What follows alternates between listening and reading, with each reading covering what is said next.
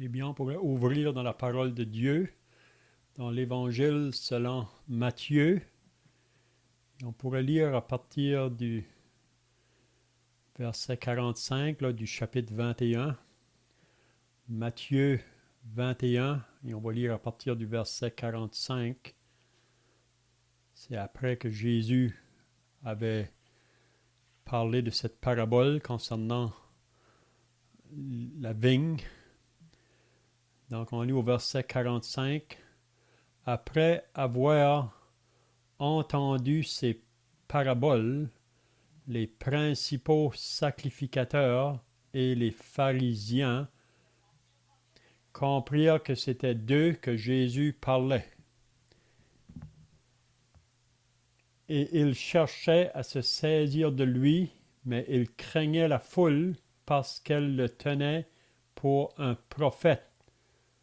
Donc on lit maintenant Matthieu 22. Matthieu 22. Jésus, prenant la parole, leur parla de nouveau en parabole et il dit: Le royaume des cieux est semblable à un roi qui fit des noces pour son fils. Il envoya ses serviteurs appeler ceux qui étaient invités aux noces, mais ils ne voulurent pas venir. Il envoya encore d'autres serviteurs en disant: Dites aux conviés, voici, j'ai préparé mon festin, mes bœufs et mes bêtes grasses sont tués, tout est prêt, venez aux noces.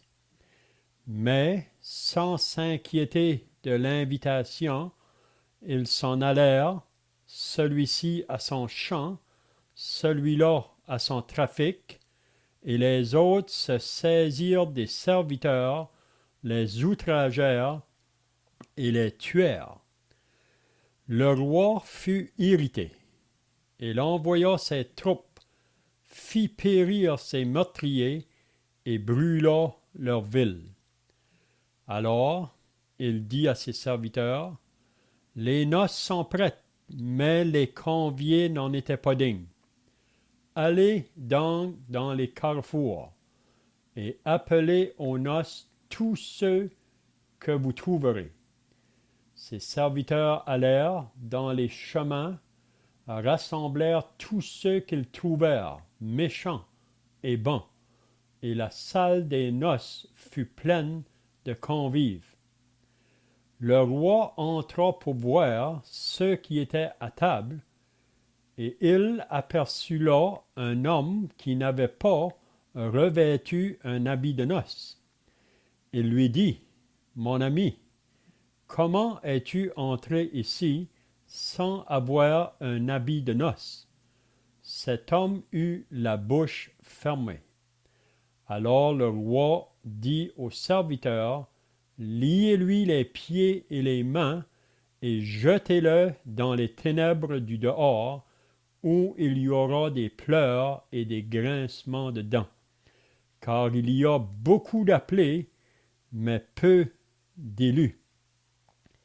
Alors les pharisiens allèrent se consulter sur les moyens de surprendre Jésus par ses paroles. Ils envoyèrent auprès de lui leurs disciples avec les Hérodiens, qui dirent: Maître, nous savons que tu es vrai et que tu enseignes la voie de Dieu selon la vérité, sans t'inquiéter de personne, car tu ne regardes pas à l'apparence des hommes. Amen. Donc, si vous étiez là la semaine passée, on a regardé concernant cette parabole des vignerons, puis concernant aussi la pierre de langue qui avait été rejetée par ceux qui bâtissaient. Donc, si vous vous rappelez, dans le chapitre 21, c'est une question qu'on avait demandé à Jésus, là, d'où il prenait son autorité pour agir de la manière qu'il agissait. Puis on peut voir que Jésus va répondre vraiment à cette question-là par des paraboles. Puis on avait vu que ces paraboles qu'il va mentionner, c'est dans le but là, de parler à ces chefs religieux, ceux qui sont à la tête de la nation, si on peut dire, ceux qui sont censés être les enseignants du peuple, mais un peuple qui était très loin de Dieu. Donc on a vu premièrement la parabole du père et ses deux fils. La semaine passée, c'est la parabole des vignerons. Puis c'est pour ça que j'ai voulu lire le verset 45, là, parce qu'à la fin de cette parabole-là, de la vigne et des vignerons, les pharisiens ont vraiment compris que c'était pour eux que Jésus parlait. Jésus voulait les réveiller vraiment à leur condition, parce qu'eux pensaient qu'ils étaient bien, parce qu'ils avaient une vie extérieure, religieuse, mais un peuple très loin de Dieu. Jésus a pu dire dans Matthieu 15, « Ce peuple m'honore des lèvres, mais son cœur est très loin de moi. » Donc on avait vu la semaine passée là, que déjà pour 400 ans, si vous lisez le dernier livre de l'Ancien Testament, Malachie, il y a 400 ans qui se sont écoulés avant que Jésus vienne. Puis vraiment, Israël continue toujours à aller au temple, à faire des sacrifices, à faire des prières, mais leur cœur est très loin de Dieu. Donc, qu'est-ce qu'on va voir ce soir? C'est une autre parabole. Mais comme qu'on voit à la fin du chapitre 21, après que ces sacrificateurs-là ont compris que c'était pour eux que Jésus parlait, ça dit qu'ils voulaient se saisir de lui. Ils voulaient le faire mourir, ils voulaient se débarrasser de lui. Puis comme on a dit là, dans les semaines passées, il faut se rappeler qu'on est rendu à la dernière semaine du ministère de Jésus sur la terre. C'est dans cette semaine-là qu'il va être arrêté, puis il va être mis à mort. Mais on va voir là, dans les chapitres qui vont suivre, avant que Jésus va être arrêté, il va mentionner plusieurs malheurs sur ces chefs religieux. Donc ce soir, on va regarder cette parabole, la parabole des noces. Donc c'est vraiment intéressant, cette parabole. Puis Jésus dit simplement que le royaume des cieux est semblable à un roi qui fit des noces pour son fils. Donc, il compare le royaume des cieux à un roi qui fait des noces pour son fils. Donc, qu'est-ce que nous allons avoir ce soir, là, c'est concernant qui est-ce que le roi représente, qui est-ce que le fils représente. Parce que Jésus, quand il donne ces paraboles-là, il veut nous enseigner des vérités là, au travers de ces paraboles-là. C'est des histoires prises de la vie courante, mais il veut révéler une vérité. Puis c'est surtout pour parler, comme j'ai dit tout à l'heure, à ces chefs religieux. Donc, il parle d'un roi qui fait des noces pour son fils. Donc, vous pouvez vous imaginer quelle sorte de noces que ça représente vraiment. Un roi qui fait des noces pour son fils. Puis, on remarquera dans cette parabole-là que c'est vraiment le roi qui va faire tout. C'est lui qui va tout préparer pour les noces de son fils. Donc, tous ceux qui sont invités à venir aux noces, ils n'ont rien à faire. Vous savez, puis ça, on applique ça souvent à l'Évangile. Et que c'est Dieu qui a fait tout. La seule chose qu'il demande aux pécheurs, c'est de venir. Venir comme qu'il est. Parce que le moment que le pécheur veut ajouter d'autres choses, donc le Seigneur ne va pas l'accepter. Donc, ce roi-là, donc, qu'est-ce qu'on va voir ce soir? Il va envoyer des serviteurs appeler ceux qui étaient invités. Donc, c'est bien de remarquer ça. Le premier groupe où les serviteurs vont aller, là, c'est des personnes qui avaient été invitées. C'est des personnes qui étaient invitées à cette noce-là. Hein? Mais qu'est-ce qu'on va voir? Que ce premier groupe de personnes-là qui étaient invitées, ils ne veulent pas venir. Donc, c'est difficile à comprendre que ces gens-là refusent de venir parce que normalement, quand un grand personnage fait des noces pour son fils, la plupart des gens qui sont invités, ils veulent aller. Mais ici, ce premier groupe-là, ils ne veulent pas venir. Puis qu'est-ce qu'on va voir? Dieu est vraiment patient, Dieu est vraiment gracieux. Il va envoyer de nouveau ses serviteurs vers ces personnes-là de nouveau pour dire que tout est prêt. Il veut vraiment mettre ça bien clair, qu'ils n'ont pas à faire rien. La seule chose qu'il lui demande, c'est de venir à la noce. Tout est prêt. Ils n'auront pas de travail à faire, ils n'auront pas d'argent à payer. Tout est prêt. Mais, qu'est-ce qu'on va voir? Encore là, ils ne vont pas s'inquiéter même de l'invitation. Ça veut dire qu'ils ne voient pas vraiment aucune importance à aller à cette noce-là.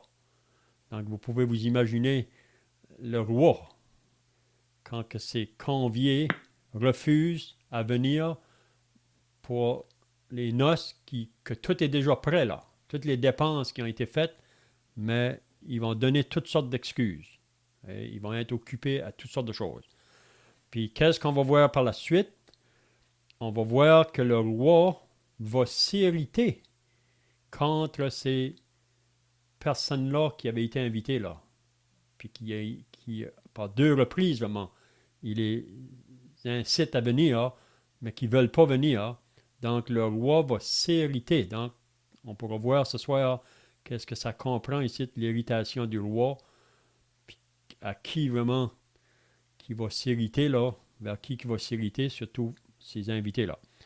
Puis qu'est-ce qu'on va voir? La troisième chose, c'est que là encore, le roi va envoyer ses serviteurs pour aller chercher toutes les personnes qu'ils vont trouver sur le chemin, dans les carrefours, partout où ils vont trouver les personnes, il faudra les inviter à venir parce que les noces sont prêtes, puis il y a besoin des invités. Puis là, on a vu que les personnes vont aller, puis ça nous dit qu'ils vont amener toutes sortes de personnes qu'ils vont inviter à venir. Puis là, la salle va se remplir. Donc, on pourra voir encore là qu'est-ce que ça représente, ça. Puis là, ensuite, qu'est-ce qu'on va voir en dernier, c'est que quand le roi va entrer dans la salle de noces, il va apercevoir un homme qui est là, mais qui n'a pas revêtu l'habit de noces. Donc, on pourra regarder ce soir qu'est-ce que ça veut dire. Puis ensuite, qu'est-ce que le roi va faire à cet homme-là. Et le roi, vraiment, ça nous dit qu'il va dire de le lier, puis le jeter dans les ténèbres du dehors. Puis le verset 14 nous dit, car il y a beaucoup d'appelés, mais il y a peu d'élus. Donc, beaucoup sont appelés, beaucoup ont été appelés aux noces, mais peu répondent à l'appel. Donc, on va voir qu'est-ce que ça représente. Donc, c'est tout ce que je vais dire. Ça fait, avec l'aide des frères, ça sera bien de parler fort pour ceux qui participent, là, afin que tout le monde comprenne bien. Donc, on va regarder concernant cette parabole.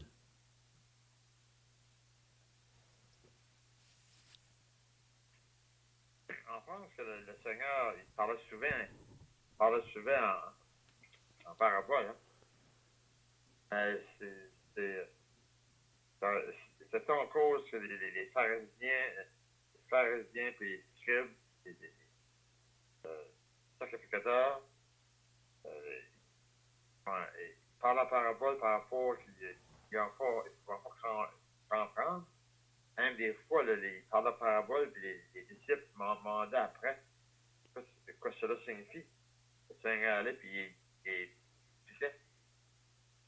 C'est en cause que les Juifs ici, les pharisiens, tout ça, c'est aussi en cause qu'ils sont, ils sont durs à comprendre que le Seigneur parle souvent en parabole.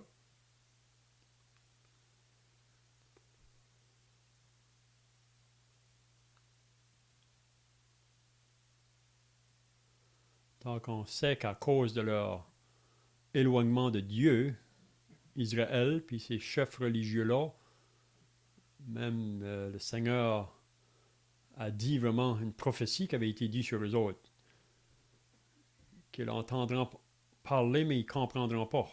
Et ils pourront voir, mais ils ne verront pas vraiment. À cause de leur endurcissement, ils sont empêchés de comprendre la pensée de Dieu et la voix de Dieu.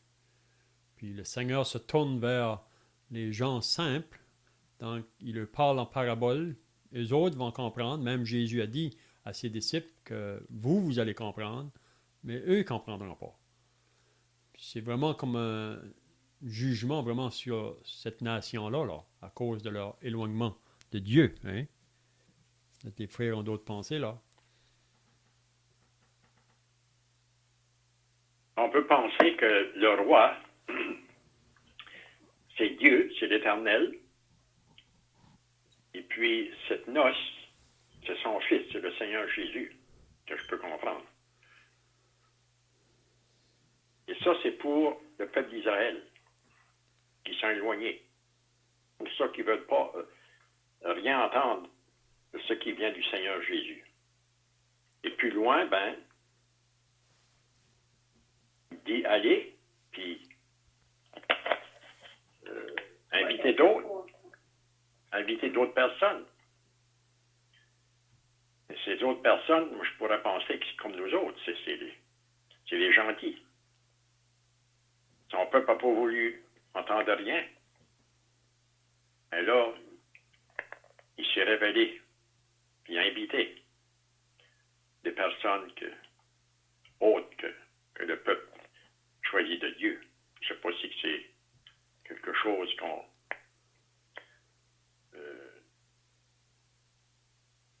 qui semble être la réalité de cette parabole-là.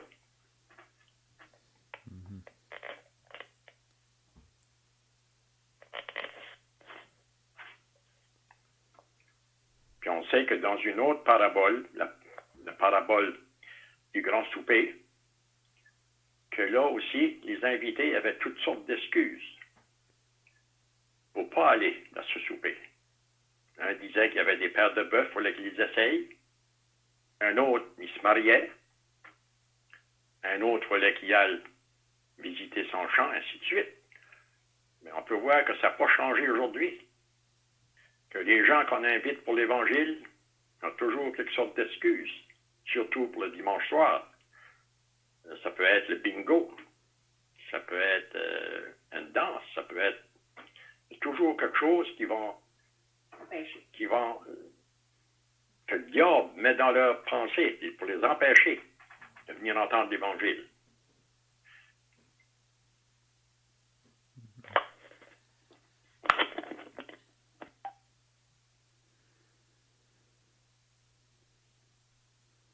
C'est ça, donc le verset 3, comme qui vient d'être dit là, le roi vraiment ça représente Dieu qui fait des noces pour son fils.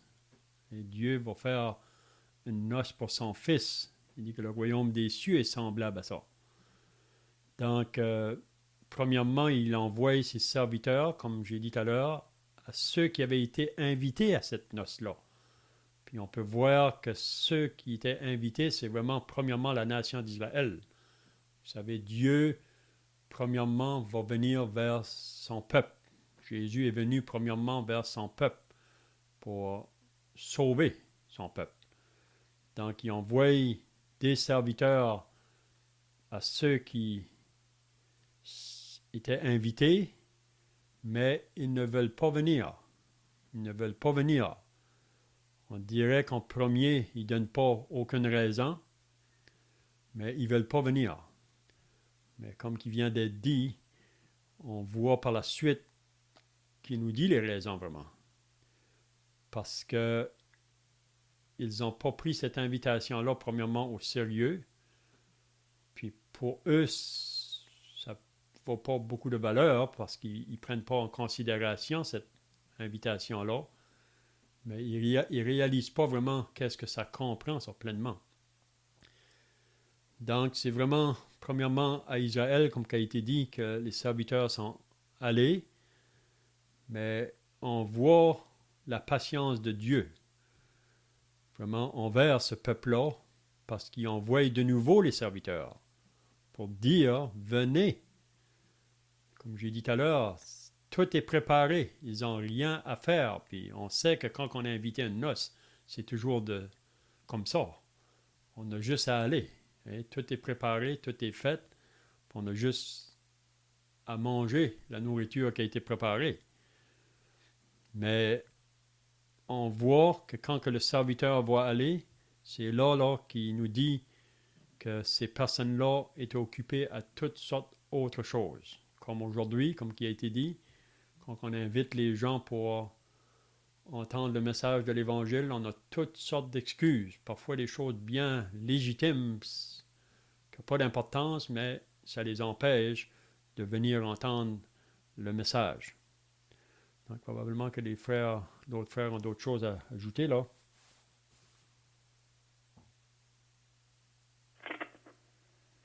Comme tout ça a été dit, ici dans l'introduction, on voit comment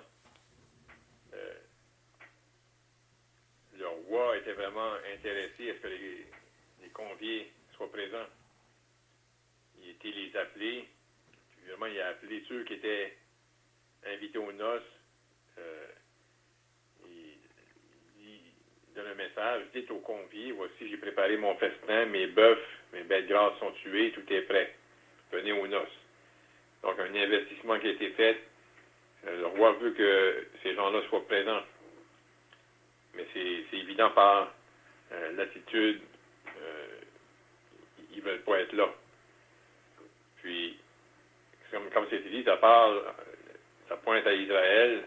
Puis on sait dans le livre des Actes des Apôtres, il y a eu un temps de transition où l'Évangile s'est tourné vers les païens au chapitre 13. Mais même le livre des Actes des Apôtres termine avec l'apôtre Paul qui témoigne à des Juifs. Ça nous dit qu'il y en a qui ont cru, mais il y en a qui n'ont pas cru, qui ont demeuré incrédules. Puis là, l'apôtre Paul va citer Ésaïe, justement, qui fait référence au peuple d'Israël qui allait être endurci et qui n'allait pas entendre de leurs oreilles, qui n'allait pas voir de leurs yeux, de peur qu'ils se convertissent et qu'ils soient sauvés. Donc là, on est dans cette période-là, toujours, l'Évangile qui était vers les Juifs, comme nation, l'ont refusé. Et plus loin, on va voir dans le chapitre comment le roi va aller et va détruire la ville. C'est quelque chose que les Juifs ont connu suite au rejet du Seigneur.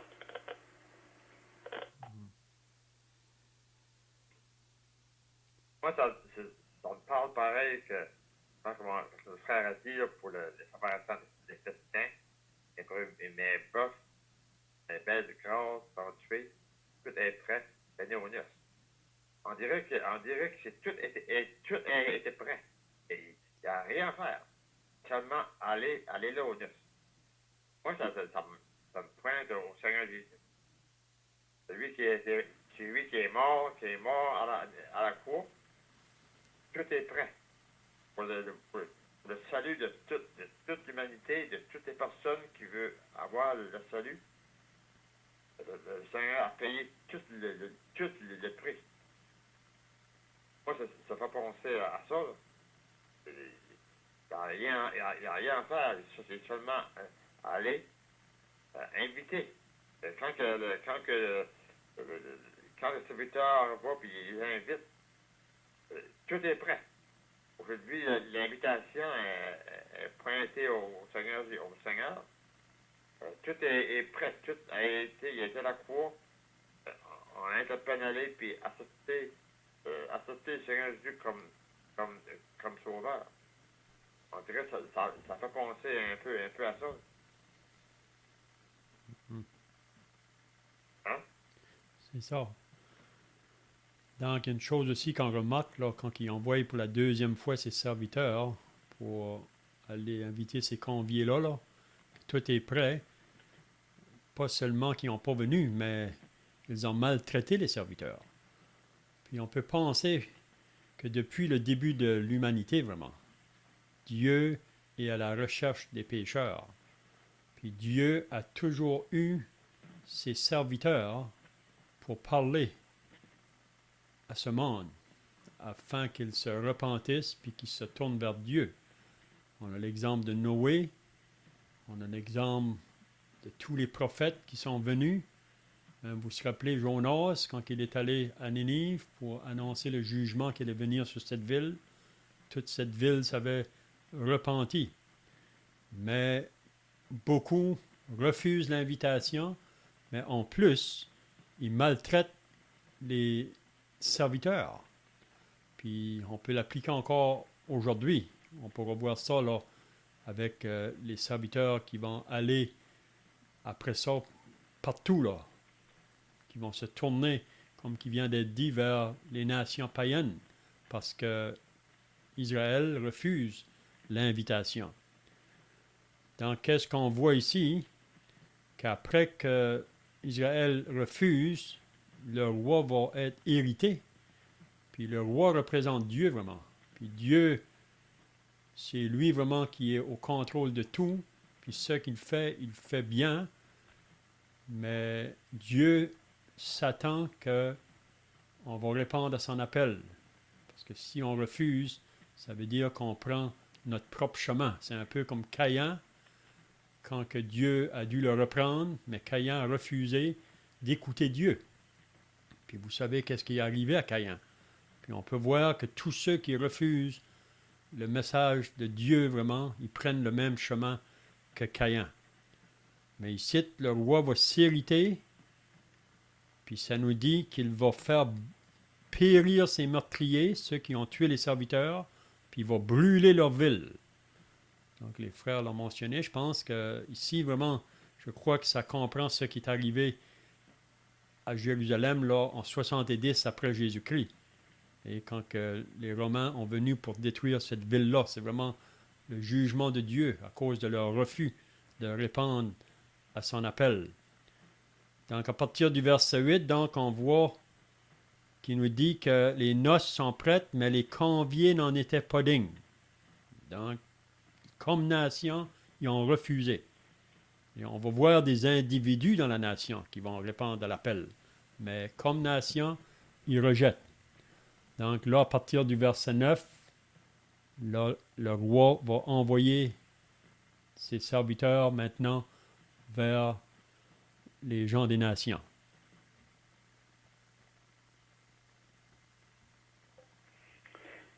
On peut penser ici que à temps passé, à la tente de Pidgenil, on peut penser que l'évangile était prêché. Il y avait beaucoup de convertis dehors qui entendaient l'évangile parce qu'ils avaient placé des micros dehors. Mais ces personnes-là ont été irritées aussi. Ils ont été irrités puis ils étaient prêts à blesser. Même ils l'ont blessé. Ils étaient prêts même à tuer des personnes. Donc, c'est quelque chose qui les concernait, l'Évangile. Mais ils ne voulaient rien savoir de l'Évangile. C'est pour ça qu'ils ont été irrités, puis ça va tourner contre les chrétiens, cette soirée-là. Ils étaient prêts à, comme qu'on a dit ici, saisir les serviteurs, les outragères et les tueurs. Donc, on voit que ce temps-là, elle est aujourd'hui, donc le monde n'a pas changé.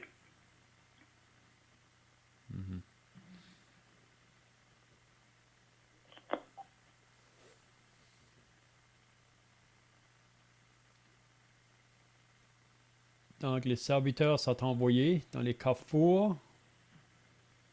Appelez aux noces tous ceux que vous trouverez.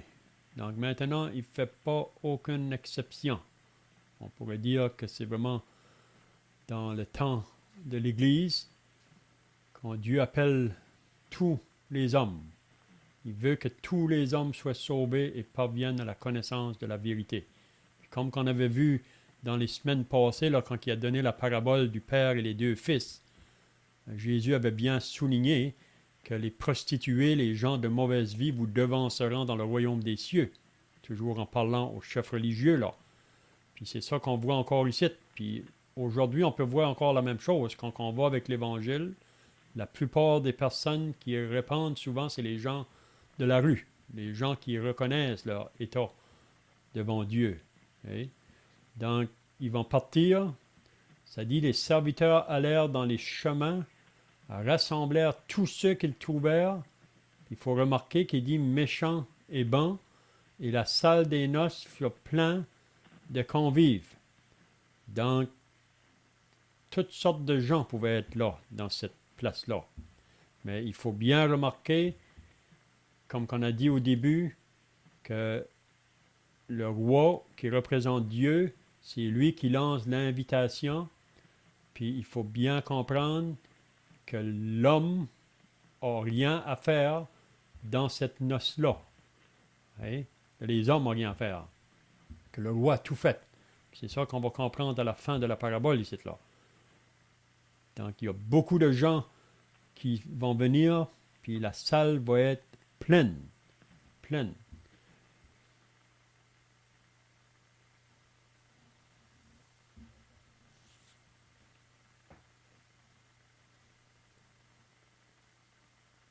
Donc le verset 11, le roi entra pour voir ceux qui étaient à table. Donc, tout est préparé, si on peut dire. Toutes les personnes ont rempli toutes les places. C'est rempli. Puis là, le roi va entrer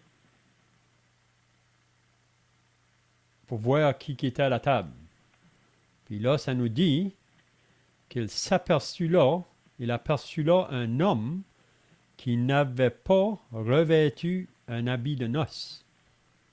Donc, comment que cet homme-là avait pu rentrer là sans avoir l'habit de noces? Puis là, on lit qu'est-ce qui arrive à cet homme-là. Donc, qu'est-ce que ça représente, ça, l'habit de noces?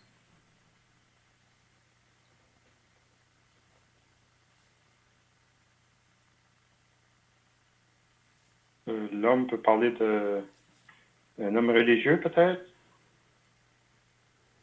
et qui se confie dans sa religion pour entrer dans le ciel. Mhm. Pas revêtu l'habit de noces, ça veut dire qu'il n'a pas passé par le Seigneur pour être sauvé. Là. Mhm. Parce qu'il y avait, on peut dire qu'il y avait un habit sale. Puis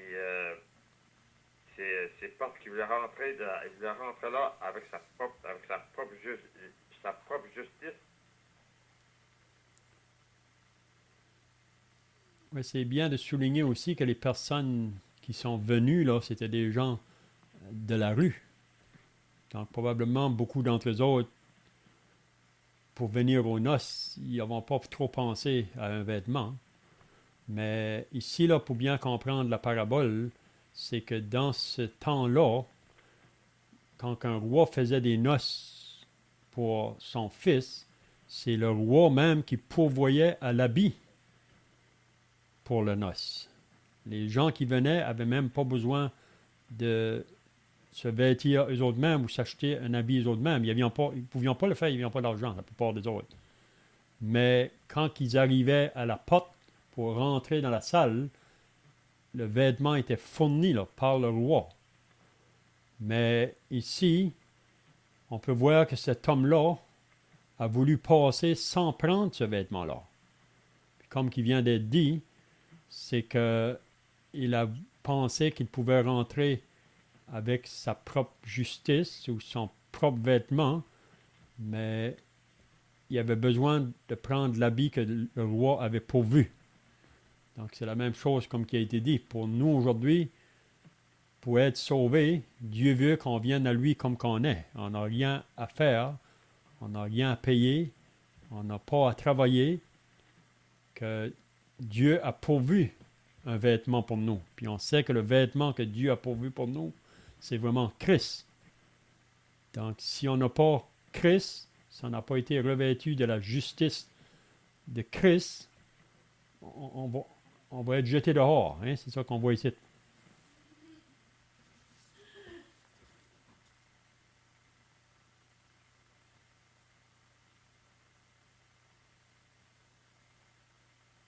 Oui, on va voir qu'une personne qui est sauvée, lorsqu'on est sauvé, on est juste devant Dieu, on est justifié. Au du sang du Seigneur Jésus, le roi juste. Cet homme-là, mais il voulait rentrer avec sa propre justice, son habit sale. C'est ça qu'Ésaïe nous dit, hein, dans Ésaïe 65, je pense, qu'il dit que toute votre justice est comme un vêtement souillé devant Dieu. Donc, notre propre vêtement ou essayer de venir à Dieu par nos propres efforts ou nos propres œuvres, Dieu ne va pas l'accepter parce que c'est souillé avec le péché. Donc, il faut venir comme qu'on est, puis il faut accepter de prendre le vêtement que Dieu a pourvu. Donc, c'est vraiment là, le côté de la repentance. La repentance, c'est qu'on se met d'accord avec le roi, si on peut dire. Puis on va simplement nous soumettre à tout ce qui nous demande.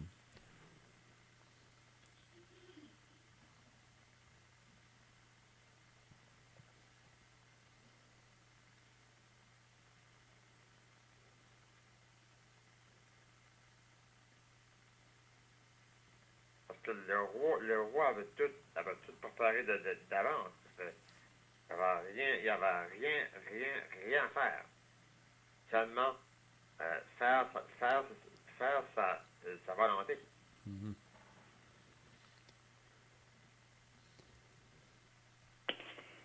Vraiment, les deux attitudes pour le roi, pour les conviés, de ne pas pouvoir aller aux noces, de loyauté. Parce que justement, les noces avaient été préparées, il y avait un investissement qui avait été fait, puis eux veulent pas y aller. Puis là, c'est comme c'était dit, celui qui n'a pas revêtu la vie de noces, il veut être là, mais il ne veut pas être là selon ce que le roi demande. Il fallait revêtir la vie de noces, puis la vie de noces était pourvue. Donc là, c'est vraiment, ça nous parle de ceux aujourd'hui, comme c'était dit, le côté religieux, puis honnêtement, même ceux qui vont être dans la chrétienté, qui disent être associés à Christ, mais vraiment qui sont associés à des idoles, puis vraiment ils sont sans sauveur, sans salut, puis vraiment ils semblent vouloir se présenter devant Dieu avec leur propre justice, mais ça c'est une autre chose qui plaît pas à notre Père Céleste. C'est vraiment le prix a été payé par le Seigneur Jésus-Christ pour que les gens qui vont être là, c'est par c'est mérite à lui.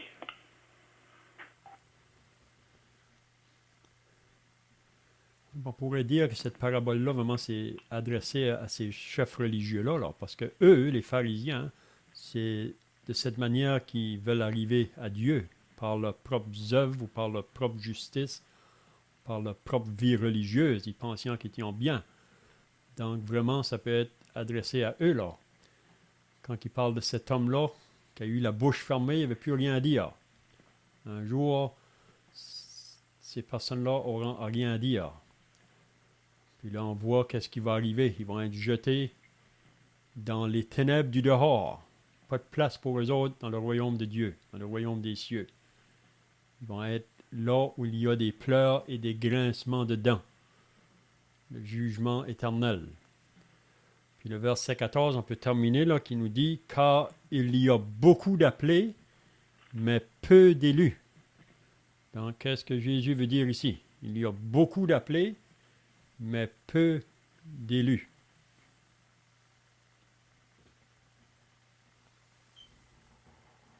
On peut dire que beaucoup ont entendu l'évangile, beaucoup ont entendu l'évangile, puis il y a beaucoup d'appelés, ça veut dire qu'il y a beaucoup qui ont entendu l'évangile, quand été appelé par Dieu, peu a répondu. Peu a répondu à l'appel. Ça pense, d'ailleurs. Oui, c'est ça. Pour moi, quand on parle de beaucoup, ça comprend tout le monde, vraiment. Parce qu'on voit que dans l'Évangile, Dieu appelle tous. Il n'y a personne qui est excepté. Tous sont appelés. Mais, comme on a vu dans la parabole, qu'il y a plusieurs qui refusent l'invitation. Puis il y a différentes manières qu'on peut refuser là. Il y en a qui refusent, puis ils sont vraiment vulgaires même dans leur refus. Ils sont même prêts à faire mal aux serviteurs de Dieu. Mais pour d'autres, ils vont refuser, mais ils restent juste indifférents. Mais ils sont aussi pires pour moi que les autres. Ils restent juste indifférents. Il y en a d'autres, face à l'appel, qui vont se moquer de ça. Hein. Mais il y en a qui vont répondre, mais Jésus nous fait comprendre que c'est le peu. Il n'y en a pas beaucoup. Hein. Donc, beaucoup est appelé, mais c'est peu qui vont répondre. Puis on sait qu'en arrière de tout ça, c'est le diable qui ne veut pas que les âmes soient sauvées. Donc, il met toutes sortes d'obstacles ou qui place toutes sortes de doutes dans les pensées des gens pour qu'ils restent dans leurs ténèbres.